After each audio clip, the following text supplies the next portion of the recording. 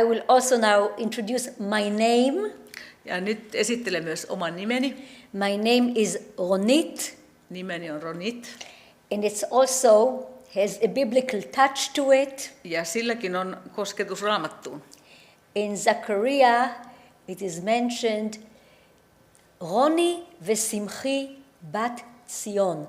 Sakarian kirjassa sanotaan, että iloitse tytär Sion. Yeah, which is be joyful or shout with joy the daughter of Zion. Eli Roni bat Sion, iloitse Sionin tytär. And this is my name. Ja tämä on minun nimeni. Yes. You've heard a little bit of what I do, so I would like to start now with explaining of what we're going to be talking today. Kuulitte jo vähän työstäni, niin aloitan tässä heti sitten illan aiheesta. One thing is to remember that we are now actually just started a holiday, a very important holiday. Ja on hyvä muistaa tässä kohtaa, että nyt juutalaisessa kalenterissa juuri aloitettu hyvin tärkeä juhla-aika. It's the festival of Sukkot. Nyt vietetään lehtimajan juhlaa Sukkottia. So I will talk a little bit about that. Eli puhun vähän siitä. And another thing that I would like to talk are the different names that we give to a little land. Ja toinen asia, josta haluaisin puhua, ovat ne eri nimet, joita tästä pienestä maasta käytetään. And try to understand what those names mean. Ja yritämme ymmärtää, mitä nuo nimet merkitsevät. As you can see, the title is actually here from the promised land to the good land. Kuten näette, että meidän teemamme on Luvatusta maasta hyvään maahan. And I'm sure that you all know the term the promised land. Ja varmaan teille kaikille on tuttu tämä nimitys luvattu maa. This is the term that was used when God told Abraham to leave his home and to go to Canaan. Tätä nimeä käytettiin, kun Jumala käski Abrahamia lähtemään kotoaan ja menemään Kanaanin maahan. So Abraham took a very long way of thousands of kilometers until he came to Canaan, and his first stop was at Shechem. Ja niin Abraham lähti tuhansien kilometrien matkalle, ja sitten ensimmäinen paikka, mihin hän tuli siellä luvatussa maassa, oli Siikkem. At a place near Shechem, which is called Elon More. Tai siellä Siikkemin lähellä Moorean tammelle. From there he could see the land. Ja sieltä hän saattoi katsella sitä luvattua maata. We have here a picture showing us more or less the borders of the promised land. It's the blue and the red color. Tässä kuvassa nähdään sen luvatun maan rajat, nuo eri väriset alueet. The green colors is the state of Israel of today, more or less. Ja tuossa keskellä tuo vihreä alue, nykyisen Israelin alue suurin piirtein. So the promised land and the state of Israel today are not exactly the same, but more or less. Ja luvattu maa ja Israel ja tämän päivän Israel eivät ole täsmälleen sama alue, mutta noin suunnilleen ollaan samoilla seuduilla.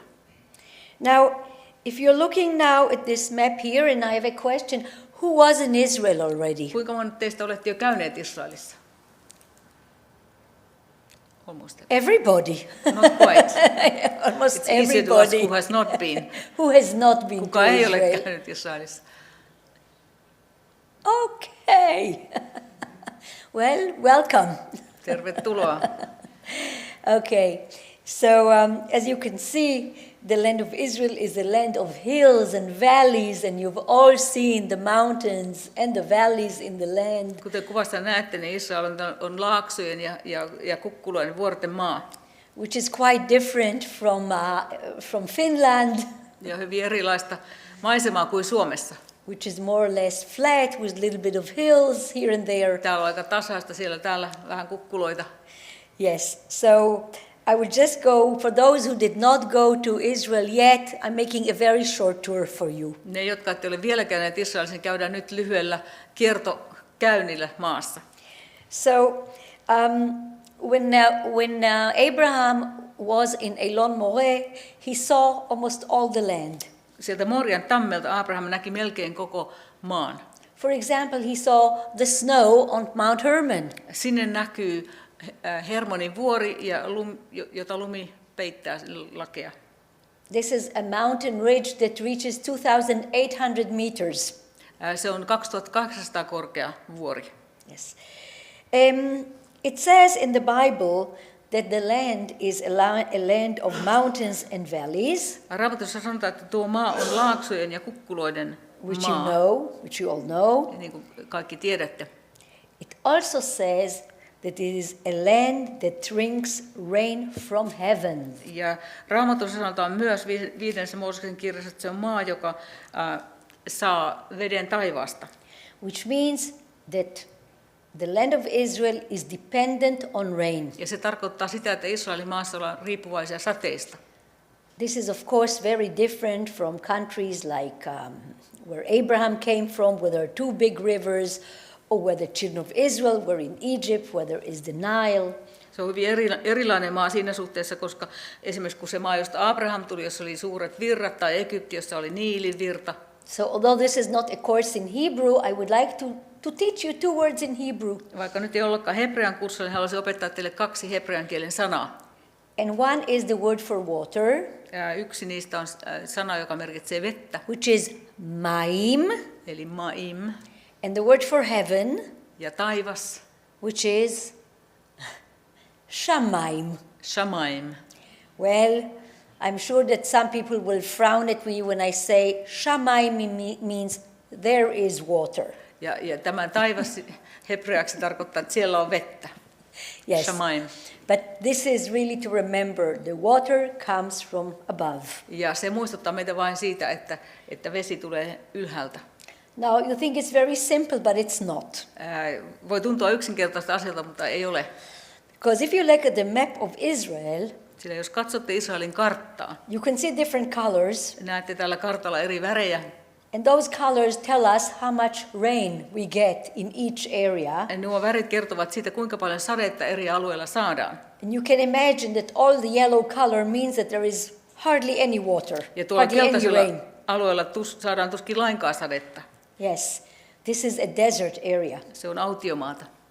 So about 60% of Israel is desert, Ja noin 60% Israelin maa-alueesta on autiomaata. which means that it gets less than 200 millimeters in a year. Siellä saadaan alle 200 millimetriä vettä vuodessa, sadetta. Now, can you see Jerusalem on the map?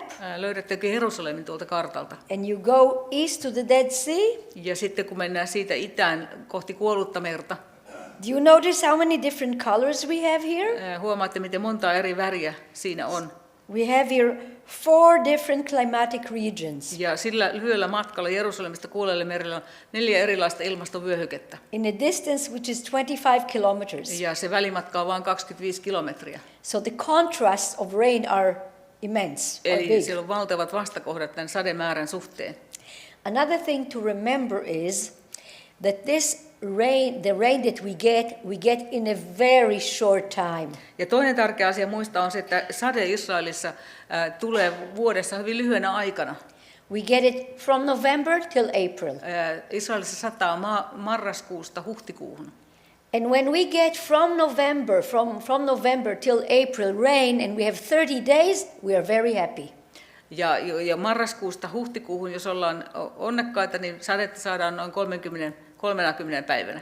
So that's it. Our winter time, our rainy time is very, very limited. Siinä kaikki meidän talviaikamme, se sadeaika on hyvin lyhyt tai rajallinen.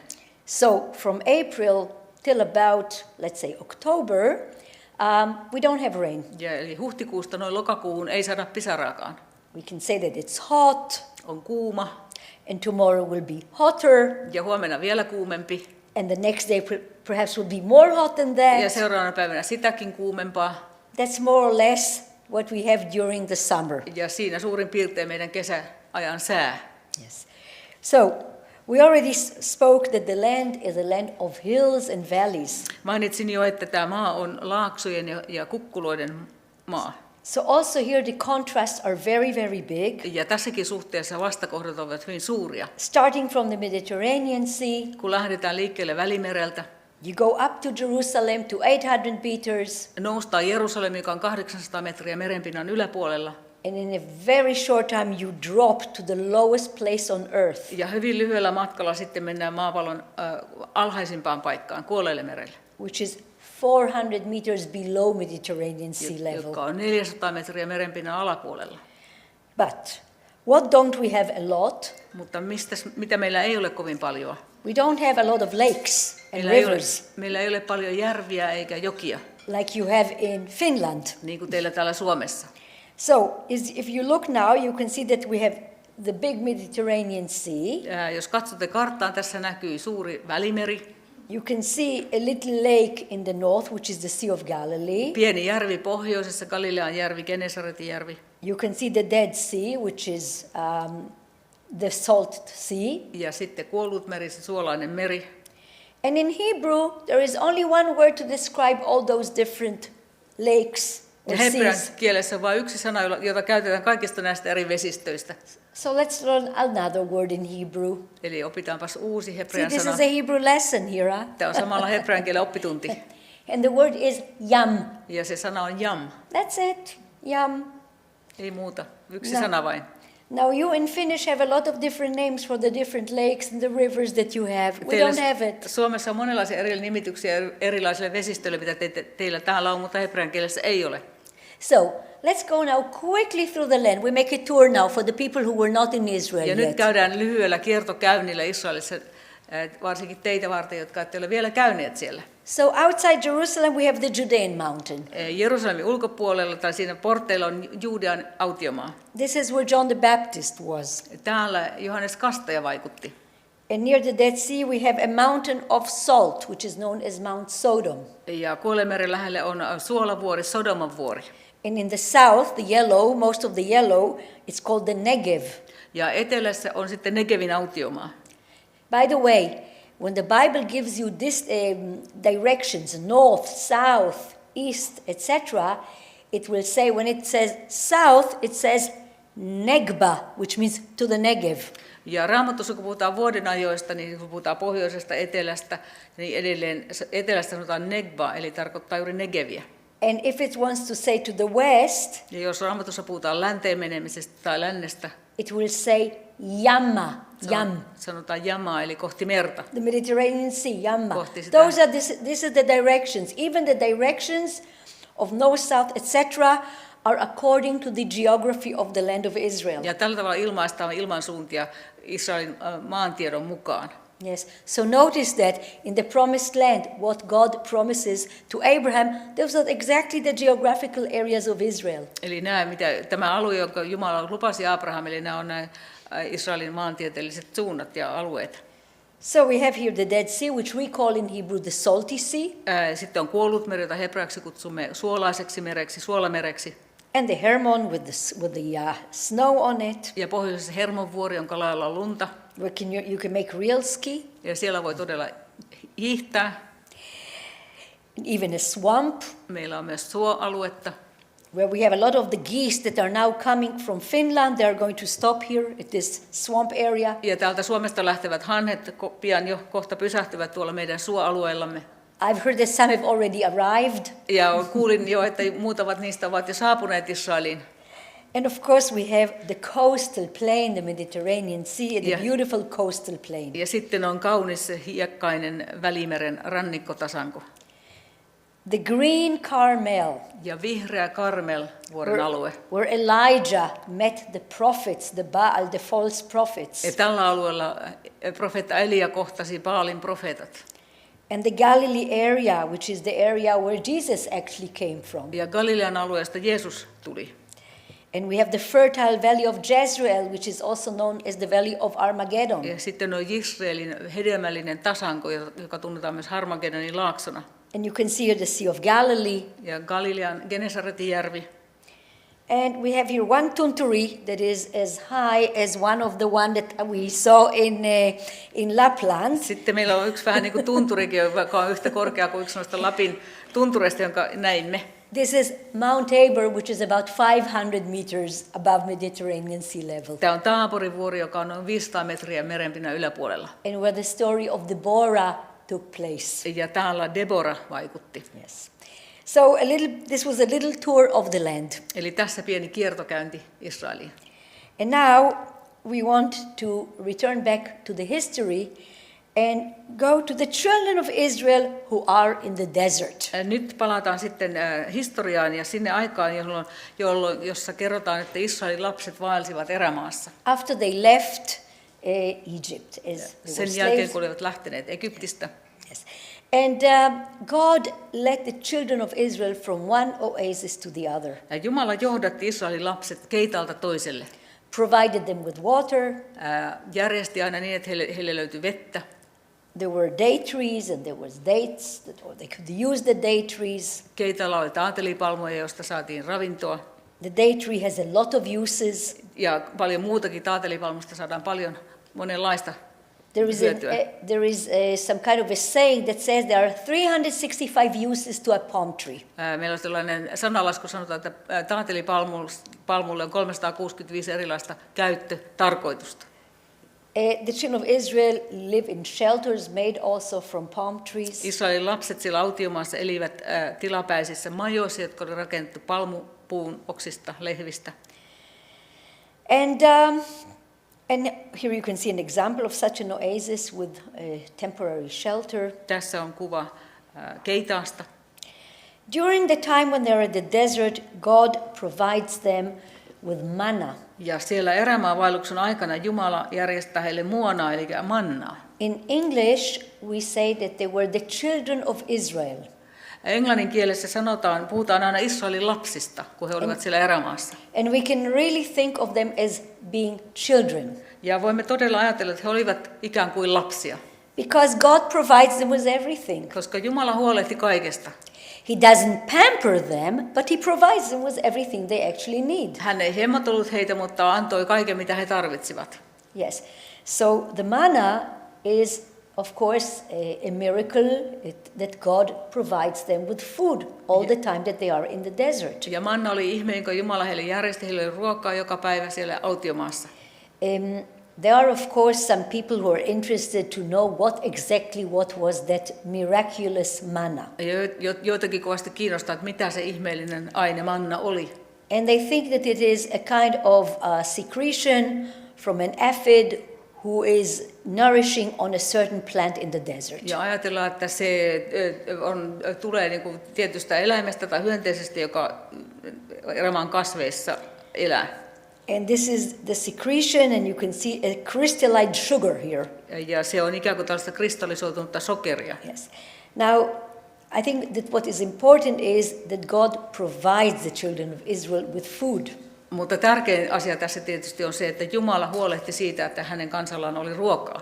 And when they are not happy with this, they want meat. Ja sitten kun he eivät tähän tyytyneet, he halusivat lihaa. So he provides them with quails. Niin Jumala lähetti viiriäisiä. This is, by the way, a phenomenon that we still have of quails coming to the desert at a certain time of year. Edelleen ilmiö, joka edelleen joka vuosi nähdään, kuinka viiriäiset tulevat suurina joukkoina autiomaahan. But of course it was not enough just to provide material things for the children of Israel. Mutta ei tietenkään riittänyt tämä aineellisten tarpeiden täyttäminen Israelin lapsille. Moses had the vision. Mooseksella oli näky. But what about the children of Israel? Did they have the vision? Mutta entäs ne Israelin lapset, oliko heillä sama näky? And so Moses decides to send 12 spies to see the land. Ja niin Mooses päätti lähettää 12 vakojaa katsomaan sitä maata, mihin oltiin menossa. And that they will now bring the testament of what they saw in this land that they are going to. Ja tarkoitus oli se, että nuo vakojat tulisivat todistamaan siitä, mitä siellä maassa nyt odottaa heitä, mitä hyvää siellä on. They are supposed to see what they saw. Heidän tehtävänsä oli katsella And to report it and say exactly what they saw. Ja raportoida ja kertoa tarkkaan, mitä näkevät. Of course, you all know that what they say is their opinion. Ja kuten kaikki tiedätte, vakojat sitten tulivat takaisin ja omia mielipiteitään siellä sitten ihmiset kertoivat. Which was negative. Ja se olikin kielteinen raportti. And God saw that this generation that came out of Egypt will not be able to cope with the new situation and challenges that awaits them in the new land. Ja Jumala näki, että tuo Egyptistä lähtenyt sukupolvi oli sellainen, että ne eivät pystyisikään ottamaan vastaan niitä haasteita, joita siellä luvatussa maassa odottaa. So the old generation, those slaves, they die in the desert, and the new generation, they will be up for the challenge. Niin tuo vanha orjien sukupolvi sitten siellä erämaassa vaelsikunnes se väistyi, ja sitten uusi sukupolvi oli valmis ottamaan vastaan tuon haasteen. Now they say a few negative things. Ja nuo vakojat sanoivat muutamia kielteisiä asioita. We are going to deal with one of them. Ja nyt käsitellään yksi niistä. They say, yes, the land that you sent us, He sanoivat, että kyllä se maa, johon meidät lähetit, it's a land that flows with milk and honey. on maa, jossa virtaa maitoa ja hunajaa. Is this a positive thing, a land of milk and honey? Onko tämä positiivinen asia? Yes, of course, it is a positive thing, a land of Kuulostaa milk and hyvältä. honey. Especially if we understand who those people, to whom it is said. Erityisesti kun pidetään mielessä, kenelle tuo raportti tuotiin. Minkälaiset ihmiset kuulivat sen? The people in the desert are shepherds. Tuo autiomaassa elävä väki he olivat paimentolaisia. So what is better to a shepherd than to hear that he is now coming to a land of milk and honey? Mikä olisi parempaa paimentolaiselle kuulla, että nyt hän on tulossa maahan, jossa virtaa maitoa ja hunajaa. Let's understand a little bit what is a land of milk and honey Mutta mietitäänpä, mitä se tarkoittaa, että on maidon ja hunajan maa. in the eyes of shepherds. Mitä se paimenelle kertoo, paimentolaiselle? Yes, a land that is covered with lots of pasture Se on maa, jossa on paljon laidunta compared to the desert. verrattuna autiomaahan. And here you can see that. And then a lot of flowers that are in this, at the end of the rainy period. Ja paljon kukkia sadekauden lopulla. You're all welcome to come at this time to Israel because it's beautiful. Tulkaa sadekauden lopulla kaikki Israeli, silloin siellä on erityisen kaunista. So of course, when you have so many flowers, there is abundance of bees. Ja sitten kun on paljon kukkia, on myös paljon mehiläisiä. And with so many bees, of course, you have honey. Ja sitten kun on mehiläisiä, on myös hunajaa.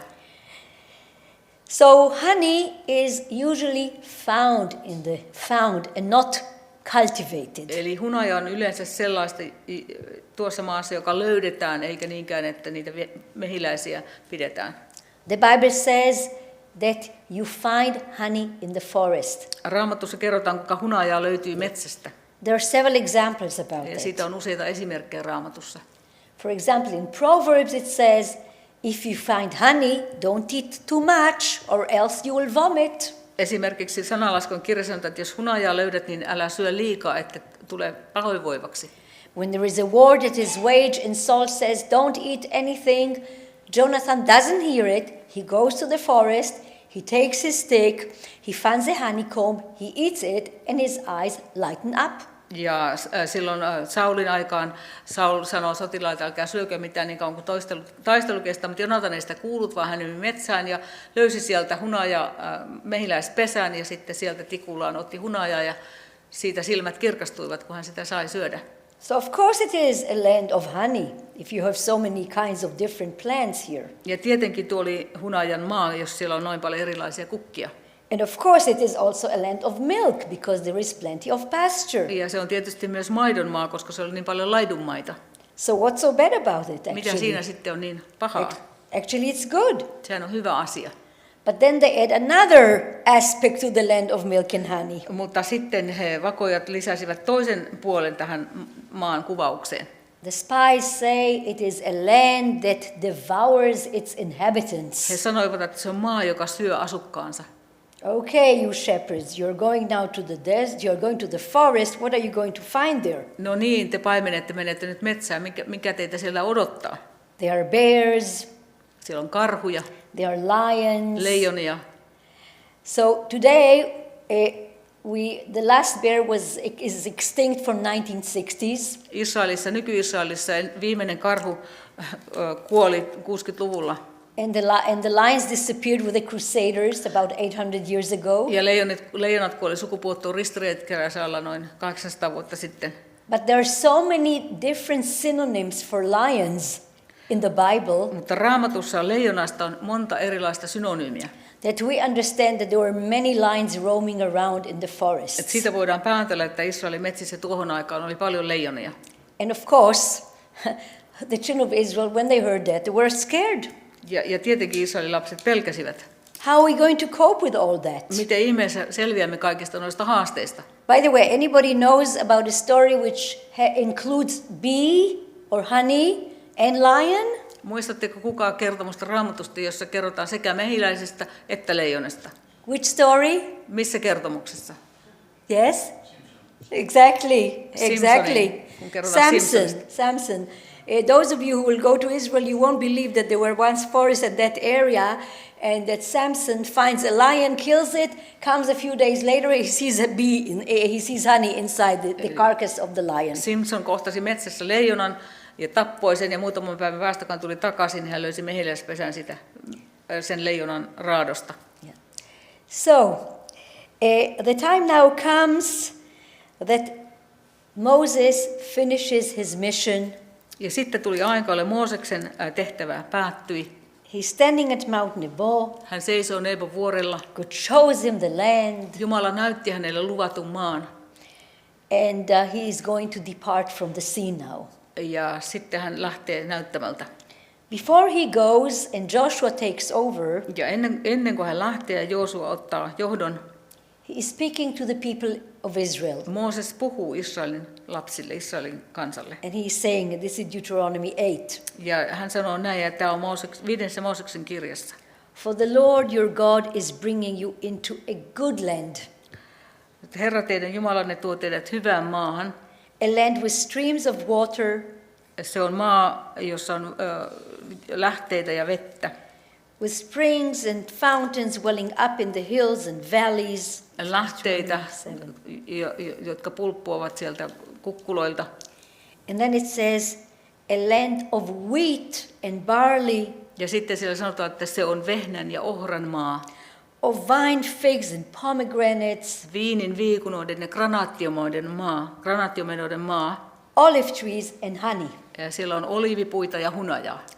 You can see here 7 different products. Ja tässä luetellaan 7 erilaista maan tuotetta tai tuotetta. And they are called the 7 species. Ja näitä kutsutaan erityisesti nimellä 7 kasvilajia. So we had now Canaan. Eli oli Kanaanin maa. The promised land. Luvattu maa. A land flowing with milk and honey. Ja seuraava nimi oli maa, joka vuotaa maitoa ja hunajaa.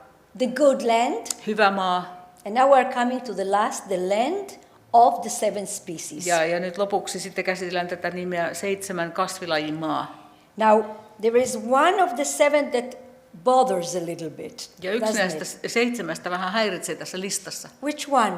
Mikä niistä? Is a bit strange. Vähän the honey. Eli hunaja. I just said that you find honey. So what is the honey doing here? Everything we see here is agricultural. Miksi tämä hunaja on tässä, koska kaikki muut asiat on maanviljelyksen tuotteita?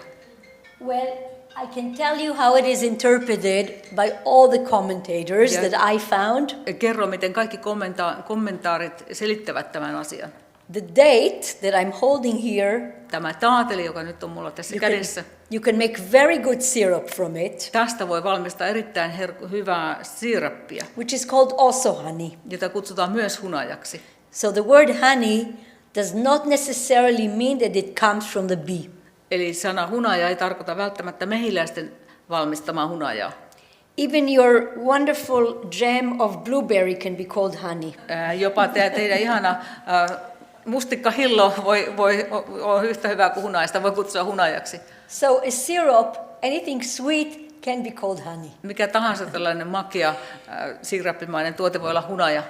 So all the 7 here are actually quite interesting because it means agriculture. Kaikki nämä 7 tämä on mielenkiintoinen lista, koska niissä kaikissa puhutaan maanviljelyksestä. Those shepherds now have to become farmers. Ja nyt noista paimentolaisista heidän täytyy oppia viljelemään maata.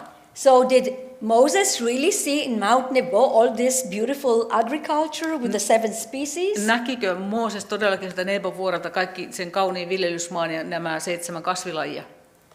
Is it a reality or a vision that he had? Oliko se todellisuutta siinä hetkessä vai Mooses sai sitä näyn tulevaisuudesta? From Joshua and from later books we understand that it was his vision that the country or the land will turn from the land of milk and honey to the land of the 7 species. Ja Josuan kirjasta ja muista kirjoista voidaan nähdä, että se maa sitten muuttui ajan kanssa maidon ja hunajan maasta näiden 7 kasvilajin maaksi. Which basically means that nomadic people are going now to settle down. Mikä merkitsi sitä, että nämä paimentolaiset vähitellen asettuivat aloilleen. And let's see how they actually do it. Ja katsotaan, miten he sen tekivät. And the first thing that we read is that Joshua takes over and the children of Israel are crossing now the Jordan River. Ja ensin alkuun tietenkin heti sitten Josua ottaa johdon käsinsä ja Israelin lapset ylittävät Jordanjoen. It is the time of Passover. On keväällä pääsiäisen aika. It is, as the Bible says, the time of the harvest. Raamatussa sanotaan, että se oli sadonkorjuun aika. And the Bible says this for us to understand that there is a lot of water at this time in the Jordan. Ja Raamattu nimenomaan mainitsi se sen takia, että sinä vuoden aikana Jordanjoessa on runsaasti vettä. Because the time of April is when the snow melts already from Mount Hermon. Sillä huhtikuussa lumi sulaa Hermonvuorelta. Flows down to the Jordan River. Virtaa Jordanin jokeen. So the miracle that happens is a great miracle. Niin se ihme, kun Israelin lapset ylittävät joen ja vesi pysähtyy, se oli valtava ihme. The children go to the other side and they stay opposite Jericho. Israelin lapset ylittävät Jordanjoen ja jäävät sinne Jerikon kaupungin ulkopuolelle. And we read that they celebrate their first Passover in the land. Ja Raamattu kertoo, että silloin he viettivät ensimmäisen pääsiäisjuhlansa sillä maassa. And they eat the produce of the land. Ja he söivät maan tuotetta. Which is actually some parched grain and unleavened bread. Eli he söivät jyviä ja happamatonta leipää. Very simple food. Hyvin yksinkertaista ruokaa. And what happens is no longer was there manna for the Israelites. Ja mitä tapahtui? Sen jälkeen israelilaiset eivät enää saaneet mannaa. So they are no longer children. Eli he eivät olleet enää lapsia. Or they have to learn a new stage Tai heidän piti oppia in their life. uusi elämänvaihe. From now on they will have to look for their food and to create their own food. Ja nyt tästä lähtien heidän piti löytää itse oma ruokansa tai vastata siitä, että he saavat ravintoa. And now we're going to see the challenge that they have to do that actually. Ja nyt katsotaan, mitä haasteita heillä oli vastassa, että he saivat ravintonsa. And the descendants of Joseph said to Joshua. Joosefin jälkeläiset sanoivat Joosualle. Why did you give us such small land? Miksi annoit meille näin pienen maa-alueen? Our people are too many. Meitä on liian paljon. And Joshua hears. Ja Joosua kuulee, mitä sanottiin. You are too many. Wonderful. Ja sanoo, että niin, teitä on liian paljonpa, hieno juttu. Go up to the forest. Menkää te metsäalueelle. And clear out a place for yourself. Ja raivatkaa itselleen tilaa sinne. And then he says, you are great people. Ja sitä hän sanoo, että te olette suuri kansa. And therefore you are very strong. Ja siksi te olette vahvoja. For the mountain region, which is now forest, will be yours when you clear it. Siksi te saatte tämän metsäalueen ja te saatte sen, jos ja kun raivaatte sen itsellenne. Which means now that the children of Israel now have to change the whole landscape actually in order to become farmers, to Eli sit in the land. Tarkoitti sitä, että Israelin lasten piti nyt sitten muuttaa koko ikään kuin se maan olemus, että he pääsevät sitä viljelemään. I'm going to show you some photos now that show this change in the land. Näytän nyt joitakin kuvia siitä, miltä tämä muutos osoittaa, millainen tämä muutos oli. So we have the forest, the thick forest. Oli paksuja, tiheitä metsiä, huge trees, valtavia puita, many rocks. Ja paljon kiviä. And after a long process, this land becomes terraced. Ja pitkän ajan kuluessa maahan rakennettiin tällaisia terasseja. There is a lot of work in creating a mountain into terraces. Ja vaatii paljon työtä, että vuoren rinteeseen rakennetaan tällaiset terassit. So the only choice that the Israelites actually have is to have terrace agriculture. Ja tämä oli ainut tapa, miten Israelissa voi viljellä maata, on tehdä vuoren rinteisiin näitä terasseja. which is a great feat, which is a great work to do. Ja se vaatii paljon työtä. Now, if you go today, you drive today to Jerusalem and other parts of the mountainous area, you see a lot of those ancient terraces. Ja tänäkin päivänä, kun menet Jerusalemin tai muille vuoristoisille alueille, siellä näkyy kaikkialla näitä terasseja edelleen. This is a process of hundreds of years. Tähän työhön menee satoja vuosia. It probably started before the Israelites came. Todennäköisesti nämä oli aloitettu ne rakentaminen jo ennen kuin israelilaiset tulivat maahan. But the archaeologists found that most of the massive terraces started at the time when Joshua came with the Israelites. Mutta arkeologit ovat todenneet, että suurin osa näistä terasseista on peräisin siltä ajalta, kun Joosua tuli maahan israelilaisten kanssa. Simply because they already had the tools for that. Heillä oli jo sitten työvälineet tähän työhön. It's called in archaeology the Iron Age. Silloin elettiin rauta-aikaa. Okay. So here we can see some of those terraces of Tässä today. näette kuvia tämän päivän terasseista. And a close-up at one of that, you can see lots of work. Lähikuva ja näette kuinka paljon työtä se vaatii. Yes, and here more and more. Yes.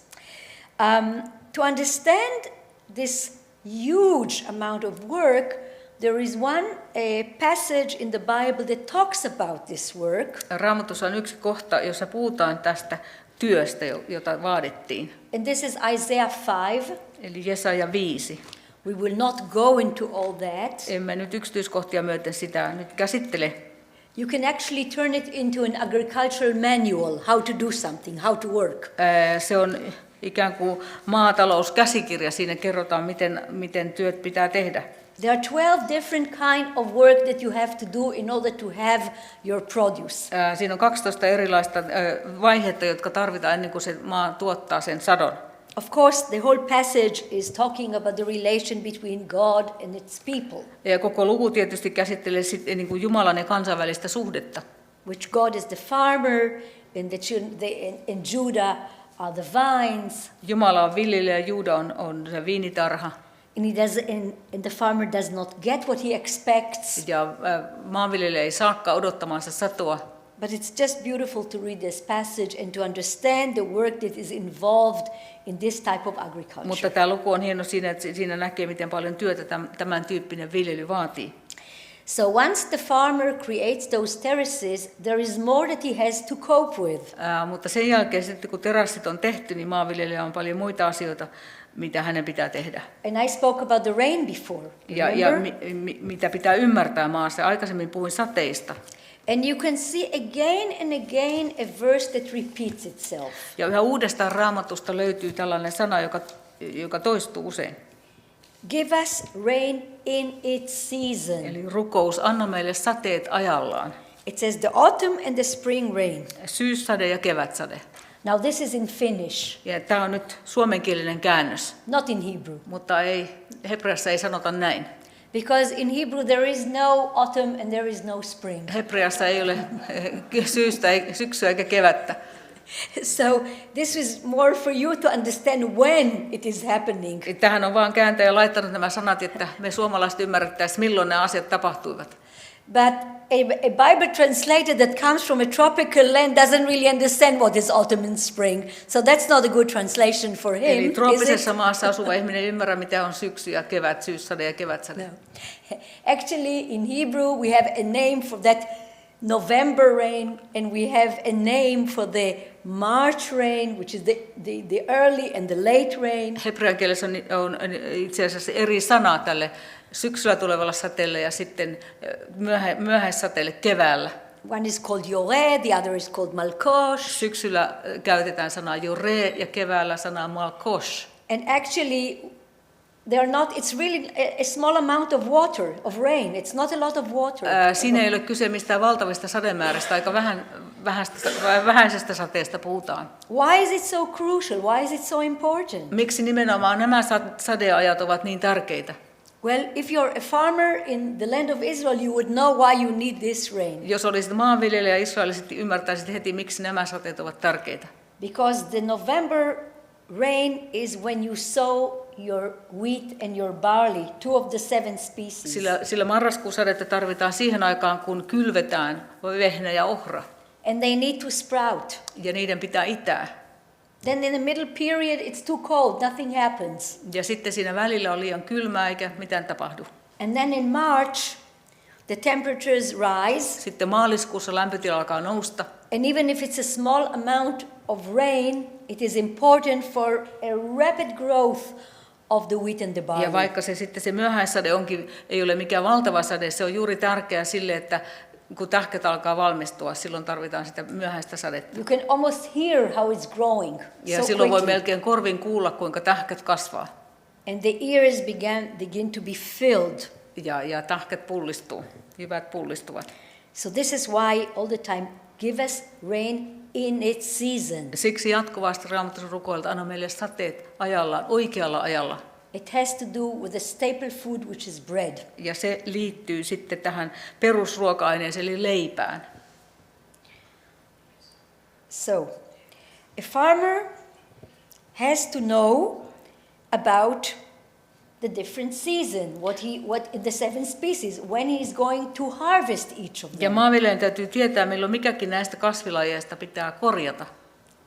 He has to know the whole cycle of the year. Hänen täytyy tuntea koko vuoden kierto.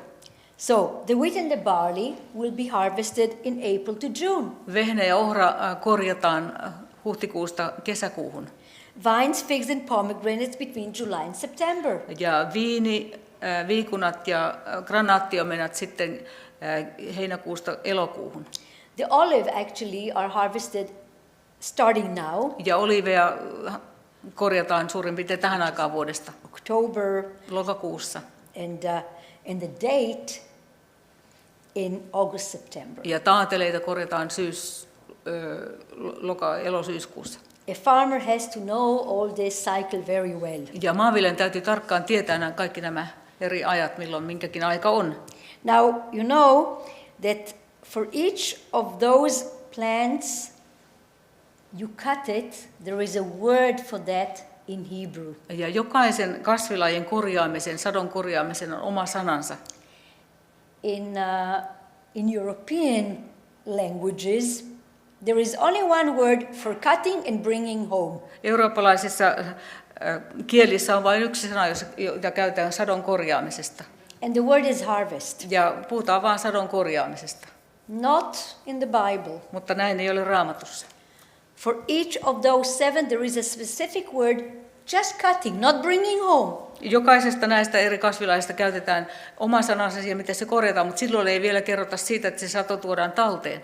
Why don't you have to bring it home? Miksi sitä satoa ei tarvitse heti tuoda kotiin? Because there is no rain. Koska ei sada. No hurry. Ei ole mitään kiirettä tuoda sitä pois sieltä pellolta. You can wait and work in your fields and then bring it home after several months. Ja sitä satoa voi säilyttää siellä pellon laidalla jossakin ja tuoda sitten aikanaan kotiin, ennen kuin sateet tulevat. The word for bringing home or for bringing it, there is a certain term and it's called ingathering. Ja sitten sille asialle, kun se sato tuodaan kotiin, silloin oma sanansa, sen sadon kotiin tuominen. Please remember this name because we are going to talk about it. Ja muistakaa tämä asia, kun me puhumme siitä vielä myöhemmin. Yes. So, in April, in Passover, Huhtikuussa pääsiäisen aikaan the barley is green ohra on vihreä and full. Ja tähkät ovat pulleita täynnä. For a hungry person, he can start eating it. Ja jos on nälkä, niin voi jo tässä vaiheessa näitä jyviä syödä. I don't know whether you eat green grains. Is that something that you eat here? Syödäänkö täällä Suomessa vihreitä jyviä? No. But there are some countries that do it, and one of them is where I live. Ja joissakin maassa niin tehdään ja yksi niistä on se, missä minä asun. When it is at this stage green and full, it has a name. Niin kun tähkä on tällainen vihreä ja täynnä, sillä on oma nimensä. And it's called Aviv. Ja tämä on Aviv. Have you heard the name Tel Aviv? Teille on tuttu nimi Tel Aviv. This is it. In modern Hebrew it means something else. Ja nykyhebreassa sillä on eri merkitys. But in biblical Hebrew it means the green ear. Mutta Raamatun hebreassa tämä aviv-sana tarkoittaa tätä vihreää tähkää. And you can see here that the way to keep it is to put it in fire, and this is how you can conserve it over a long time. Ja sitten kerrotaan, että se voidaan säilyttää paahtamalla se, niin se säilyy pitkään.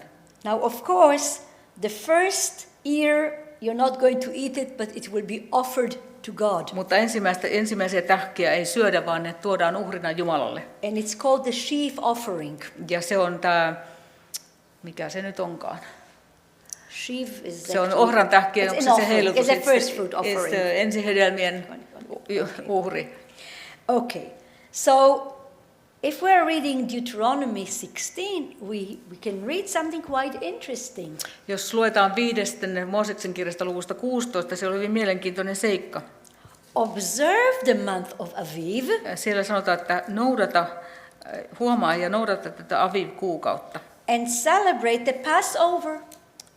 Siellä sanotaan muista, että Aviv-kuussa. Because in the month of Aviv, vietä happamatonta lehdet, sinun tulee viettää juhlaa. God brought you out of Egypt. Sillä Aviv-kuussa Herra sinun Jumalasi vei sinut yöllä pois Egyptistä. What is this idea of joining an agricultural feast with the historical event, which is also a festival of going out of Egypt? Miksi Raamatussa tällä tavalla yhdistetään tämä maanviljelykseen liittyvä ilmiö, tämä Aviv-kuu, ja sitten historiallinen tapahtuma, kun lähdettiin Egyptistä? Those are two things, but they are celebrated at the same time. Ne ovat kaksi eri asiaa, mutta niitä juhlitaan samaan aikaan yhdessä. Well, the idea is that the Israelites should understand a very important principle. Ja ajatus tässä on se, että israelaisten tuli ymmärtää hyvin tärkeä periaate. A principle that is repeated again and again. Periaate, joka Raamatussa toistetaan yhä uudestaan ja uudestaan. It is the same God. Eli se, että se sama Jumala, who took you out of Egypt, joka toi teidät pois Egyptistä, who actually took you through the desert, joka johdatti teidät läpi autiomaan, that he brought you to the land, ja hän toi teidät tähän maahan. And he is the one who is now providing you with those grains. Hän on se sama Jumala, joka nyt antaa teille tämän viljan. Because people would say, no, this is a different God. The God that gives me the grain is the God of my neighbor, the Canaanite. Koska israelilaiset olisi saattanut ajatella, että nyt kanaanilaisten Jumala antoikin minulle nyt tämän viljan täällä. And the Canaanites had a God for this and a God for that. Kanaanilaiset uskovat jumaliin eri asioita. Jumali oli viljelyn ja eri asioilla oli omat jumalansa. Why don't I celebrate those green ears like my neighbor? Miksi en viettää sitten tätä sadonkorjuujuhlaa samalla tavalla kuin nämä muutkin täällä kanaanilaiset? And here the Bible tells you specifically, no, it's the same God who took you out of Egypt. He is the one who's providing you Raamattu those tässä green korostaa ears. sitä, että ei vaan sama Jumala, joka toi teidät Egyptistä, on se, joka antaa teille tämän viljan. So, we can continue now with the what happens with the barley and with the wheat. Ja sitten jatketaan vähän, että mitä tapahtuu ohralle ja vehnälle. They become yellow. Tähkät tulevat keltaisiksi. And there is a lot of work in the field. Pellolla on paljon työtä sadonkorjuussa. And there are many stories in the Bible that we cannot go through them, but just notice how many times it talks about the harvest of the grain in the field. Ja Raamatussa on paljon kuvauksia, mitä tapahtui puimatantereille ja miten paljon sadonkorjuusta puhutaan Raamatussa. Ruth came gleaning in the fields of Boaz, if you remember. Ruut tuli Boaksen pellolle tähkiä keräämään. And after some time, the sheaves are brought to the threshing floor. Ja sitten kun vilja on saatu koottua, niin se tuodaan puimatantereelle. A threshing floor is a very wide and open place, which is mentioned quite a lot in the Bible as a meeting place. Puimatanner on hyvin sellainen laakea alue, joka usein mainitaan Raamatussa myös tämmöisenä kokoontumispaikkana. And in this threshing floor, there are several works that are done. Ja puimatantereella tehdään erilaisia työvaiheita viljalle. Cutting into very small pieces all those ears and the straw and the chaff. Ja vilja sitten käsitellään, että se leikataan pieniin palasiin ja erotellaan jyvät tähkistä ja olista. And later on taking a fork and separating the chaff from the grain. Ja myöhemmin otetaan tällainen viskain, jolla sitten erotellaan jyvät ja akanat. This is called winnowing. Eli se on viskain, se on tällaista erottelemista. It's usually done in the evening when there are not too many people around. Se yleensä tehdään iltaisin, jolloin ei ole niin paljon ihmisiä ympärillä. So this is the time when Ruth comes to meet Boaz at the threshing floor. Ja juuri silloin Ruth tulee sinne Boaksen puimatantereelle. And after that, in order to get rid of fine stones, there is a sieve where you move very, very finely the grains from stones. Ja sen jälkeen vielä sitä vilja siivilöidään niin, että saadaan kaikki pikkukivet pois siitä viljasta. And at the end you have clean heap of grain. Ja lopputuloksena saadaan kasa puhdasta viljaa. In the Song of Songs, for example, it says about a woman. Laulujen laulussa esimerkiksi kerrotaan naisesta. Your stomach is like a heap of grain. Sinun vatsasi on kuin viljakasa. Surrounded by roses. Ja ruusujen ympäröimä. There is a lot of imagery. I will not go into that. Raamatussa on paljon näitä kielikuvia, en nyt siihen mene. At the end, you can see a man measuring. Ja sitten lopuksi nähdään tässä kuvassa, miten mies mittaa sitä viljasatoansa. And he's going to give tithe now. Ja nyt hän sitten mittaa siitä, kuinka paljon kymmenyksiä hän maksaa. It's not of dill and not of mint. Ei tillistä ja kuminasta. And not of cumin. Eikä. But you see, the man there, the poor man there, he's measuring how much he has to give as a tithe. Ja tuossa tuo mies parka mittaa, kuinka paljon hän joutuu maksamaan kymmenyksiä. And paying the tithe was also done at the threshing floor. Ja siellä puimatantereella ne kymmenykset maksettiin. But actually the first wheat is already ready 50 days after Passover. Mutta sitten se ensimmäinen vehnä on valmistuu 50 päivää pääsiäisen jälkeen. So it's already possible to make bread after 50 days. Ja 50 päivän jälkeen on mahdollista leipoa uutisleipä. And this is the Feast of Pentecost. Ja tuohon aikaan vietetään helluntaita. Shavuot. Yes. And it says in the Bible, you will bring 2 loaves of bread baked with yeast. Ja Raamatussa sanotaan 3. Mooseksen kirjasta, sinun tulee tuoda 2 leipää, jotka on leivottu hiivalla. So those 50 days where you have the first bread are very special. Eli nuo 50 päivää siitä pääsiäistä siihen, kunnes saadaan se ensimmäinen uutisleipä, ovat hyvin erityistä aikaa. And I want now to talk a little bit about them from the agricultural point of view. Ja nyt puhun vähän tästä ajasta maanviljelyksen kannalta. It's the time when the rain stops. Ja se on aika, jolloin sade saattaa loppua, se sadeaika. And it's a period where we have a kind of very big changes in the climate. Ja siinä aikana sää on aika epävakaista, voi olla suuria muutoksia. It can be very hot and it can be also cold and rainy. Voi olla hyvin kuumaa tai sitten voi olla kylmää ja sateista. Let's look what can happen to the 7 species during this period. Ja katsotaan, mitä näille 7 kasvilajille saattaa tapahtua tuona aikana. So remember the green? Muistatte vihreät tähkät?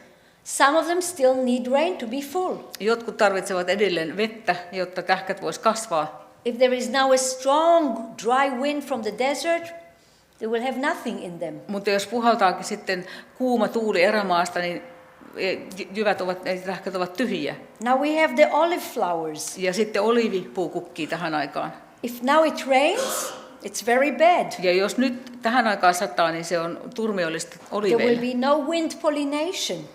Tuuli ei pölytä silloin oliiveja. And there will be no olives eventually. Eikä saada olivia. The same is true about the grape flower. Sama koskee viinirypäleen kukkia. This is the grape flower which has a special name in Hebrew. Tämä on rypäleen kukka, jolla on hebreassa aivan erityinen nimi. It's called smadar. Sen nimi on smadar. Again, a big rain does not help here. Ja jos tähän aikaan sataa runsaasti, niin se on tuhoisaa näille kukille. And the same is true about the pomegranate, beautiful flowers. Sama koskee granaattiomena, sillä on kauniit kukat. They can fall if there is big Kukat wind. voivat varista maahan, jos tuulee liikaa. The pollination of the date trees, it's a male and a female. Ja taatelit, kun on maskuliininen ja feminiinipuu, niin ei tapahdu pölytystä, jos on vääränlainen sää. The 50 days are very vulnerable. Eli nämä 50 päivää pääsiäistä helluntaina ovat hyvin tällaista herkkää aikaa. And when this is over, the farmer can breathe again. Ja kun tämä aika on ohi, niin maanviljelijä voi huokaista helpotuksesta. Let's continue now with the harvest, and we are coming now to the vines. Ja nyt tullaan sitten We're more or less in July, August now. Nyt on heinä-elokuu. You can see now a tower. Tuossa yhdessä kuvassa näkyy torni, vartiotorni. And above it there is a booth. Ja sen laella on maja. And the farmer doesn't go home, as I said, during the summertime. He lives in this temporary shelter. Ja maanviljelijä ei mene kotiinsa kesän mittaan, vaan asuu tuossa tilapäisessä majassa. And works in the vineyard, for example. Ja tekee työtä siellä viinitarhassaan esimerkiksi. And when the grapes are ready, ja kun viinirypäleet ovat kypsiä, he will turn it into wine. Actually, it's a natural process. The fermentation is a natural process.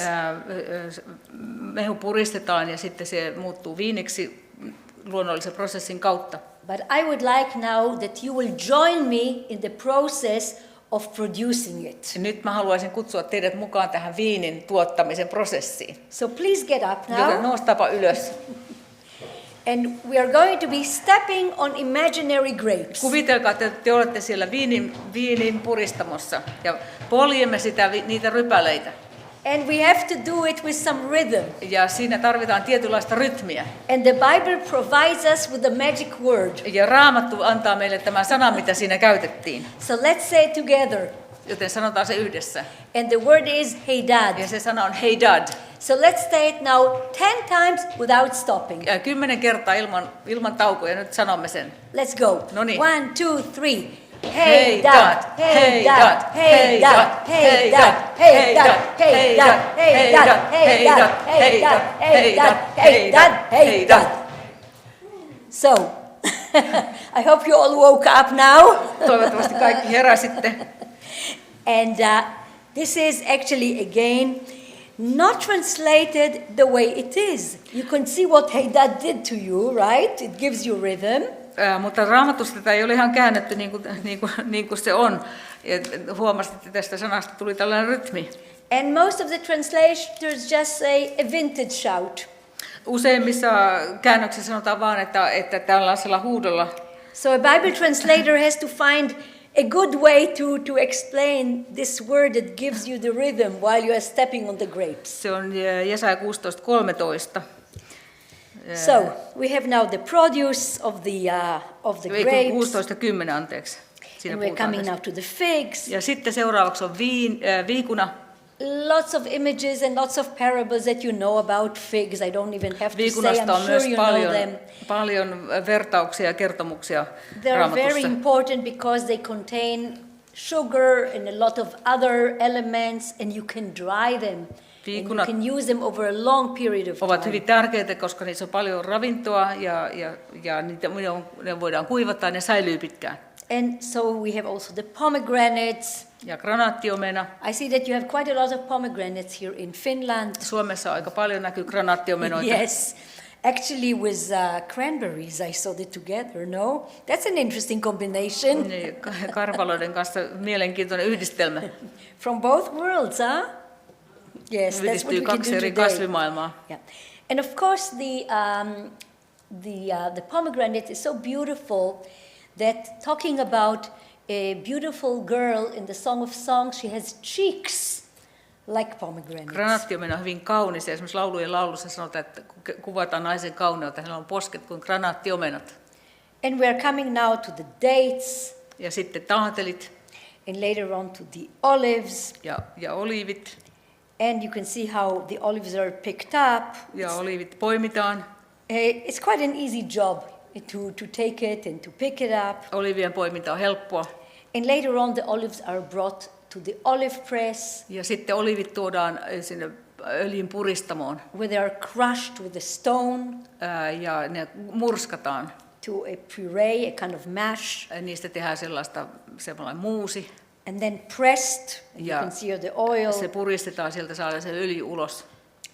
So you can see that this vision of Moses meant a lot of work. Eli näette tästä kaikesta, että se näky, joka Mooseksella oli luvatusta maasta, vaati paljon työtä.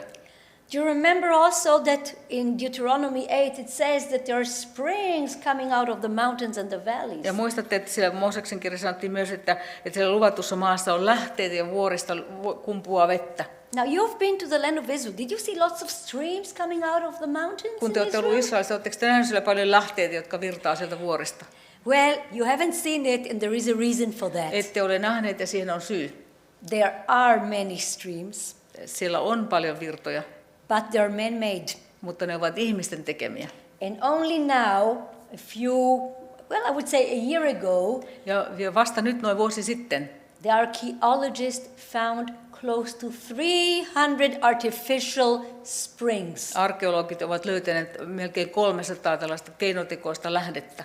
Not only you have to create terrace agriculture, Eli heidän piti siis rakentaa näitä terasseja, että voivat viljellä, mutta sen lisäksi, but if you want to have a bit of irrigation, not just rain, you have to create your own springs. jos sateen lisäksi haluttiin vettä kasteluun, piti luoda omat lähteet. There is a knowledge that a farmer had good knowledge of geology. Ja maanviljelijä tarvitsi myös hyvää geologian tuntemusta. And he saw where the water came out from the rock. Ja maanviljelijä saattoi nähdä, jos jostakin kivestä tihkui vettä. And he started digging. Ja siitä kohtaa hän alkoi sitten kaivaa sitä vuorta. Here you can see a cave that takes the water out from the level where the water comes. Tässä kuvassa näkyy tällainen kanava tai luola, jota pitkin saadaan johdettua se vesi, joka siellä vuoren sisällä on. And this is now a tunnel that brings the water out from that cave. Ja sitten kanaaleja pitkin tuodaan se vesi sitten sieltä luolasta ulos. And from there it is brought to a pool. Ja sieltä sitten painovoiman avulla lampiin kootaan. And from there with gravitation. Ja sitten se tuodaan alas puutarhoihin. Down to the terrace. Alas sinne terasseihin. So that you can even grow vegetables. Niin, että voidaan kasvattaa jopa vihannestarhaa pitää. I took this photo now about 2 weeks ago. Noin pari viikkoa sitten otin tämän kuvan. So can you imagine such a dry period and you can see here something green growing. Voitte kuvitella tällainen kuiva aika, kun nyt tällä hetkellä on, niin silti kasvaa näin vihreitä kasveja. With the water that comes out of that spring above. Ja näitä kastellaan vedellä, joka sieltä yläpuolelta vuoresta on saatu. So even the fountains and the springs have to be worked at. You have to get them out. Eli jopa nämä vuorten lähteet pitää suurella vaivalla saada esiin. So you can see that a farmer works a lot, and when he works, he can attain good products. Ja näette, että maanviljelijän on tehtävä paljon ahkerasti työtä, kun hän tekee työtä, hän saa satoa. But there is a bit of a problem. Mutta tähän liittyy ongelma. Does a man that produces so much believe in God? Uskooko ihminen, joka saa näin paljon aikaa ja näin paljon tuottaa, uskooko hän näin Jumalaan? Or maybe, as I read in Deuteronomy 8, you may say to yourself, Tai ehkä käy niin kuin 5. Mooseksen kirjassa luvussa 8 sanotaan, että ihminen saattaa sanoa itselleen, my power and the strength of my hands have produced this wealth for me. omalla voimallani minä olen saanut kaiken tämän vaurauden. And then God says, Ja silloin Jumala sanoo, but remember, it is the Lord your God. It is He who gives you the ability to produce wealth. muista, että se on Herra sinun Jumalasi, joka antaa sinulle kyvyn tuottaa tätä vaurautta. The thing is, do we always remember this? Ja meidän tulee aina muistaa tämä. Or is it sometimes forgotten? Vai unohdammeko sen joskus? So there are various ways to have a remembrance of who gives you this wealth. Eli on monta eri tapaa muistuttaa ihmisiä, mistä tämä vauraus tulee, kuka sen antaa. And one of the ways of remembering it is exactly the feast that we are celebrating now. Ja yksi tapa muistaa sitä on juuri tämä juhla, jota tällä hetkellä vietetään. It is called the Feast of the Ingathering. Se on sadon kotiin tuomisen juhla. You already know what ingathering Te means. tiedätte jo, mitä se tarkoittaa. And of course the ingathering is a very happy time. Eli tämä sadon kotiin tuominen on hyvin onnellista aikaa. And it says all the time about this feast that there is a lot of joy in it. Ja lehtimän juhlasta puhutaan jatkuvasti, että siihen liittyy paljon iloa. But there is also another name to this feast, Mutta tätä juhlaa kutsutaan myös toisella nimellä. And the name is the Feast of Sukkot. Eli se on Sukkot-juhla. And what is Sukkah? Ja mikä on Sukka? It's a temporary shelter. Se on väliaikainen asumus, semmoinen suoja. So, the Feast of the Ingathering and the Feast of Sukkot is the same feast. Eli tämä sadon kotiin tuomisen juhla ja lehtimän juhla on sama juhla. Okay. And here we can see happy people in Jerusalem 2,000 years ago being the produce and gathering and bringing it to Jerusalem. Tässä 2000 vuotta sitten iloiset israelilaiset tuovat satoaan sinne Jerusalemiin. So what is the idea of having a booth and temporary house at the time of the ingathering? Ja miksi tämän sadonkorjuujuhlan aikana pitää sitten rakentaa tällaisia väliaikaisia majoja? So, you will celebrate the festival 7 days. Vietä tätä juhlaa 7 päivää. And you will live in temporary shelters for 7 days. Ja asun näissä väliaikaisissa majoissa 7 päivää. Now just think about it. Those people just left their temporary houses in the vineyard, remember? They just left it. Muistatte, että maanviljelijät olivat juuri sieltä tulleet pelloiltaan väliaikaisista majoistaan. And they're coming home and they're told to build a temporary shelter. He tulevat kotiin ja taas pitää rakentaa joku maja. What's the logic of it? Mitäs logiikkaa siinä on? There is a logic. Mutta siinä And the on logic järkeä. is you will live in it to know that so your descendants will know that the Israelites live in temporary shelters when I brought them out of Egypt. Ja tehkää tämä siksi, että Israelin lapset tulevat tietämään, että he asuivat väliaikaisissa majoissa, kun minä toin heidät Egyptistä. Again, you remember who made this wealth for you. Ja muista, kuka tämän kaiken vaurauden sinulle on antanut. You don't forget the past. Älä unohda menneisyyttä. You were slaves. Te olitte orjia. You were in the desert. Olitte autiomaassa. You lived in temporary houses. Asuitte väliaikaisissa majoissa. And now you live here. And it is the same God who did all that who is now providing you with this wealth. Mutta nyt te asutte tässä maassa, mutta sama Jumala, joka toi teidät, on antanut teille tämän vaurauden.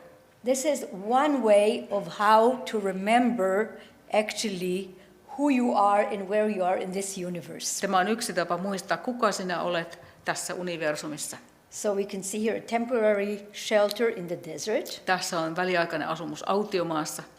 And you can see here a little of what's going now on in Israel. Ja tässä pieni kuva siitä, mitä Israelissa voi tällä hetkellä nähdä. And you can see here booth.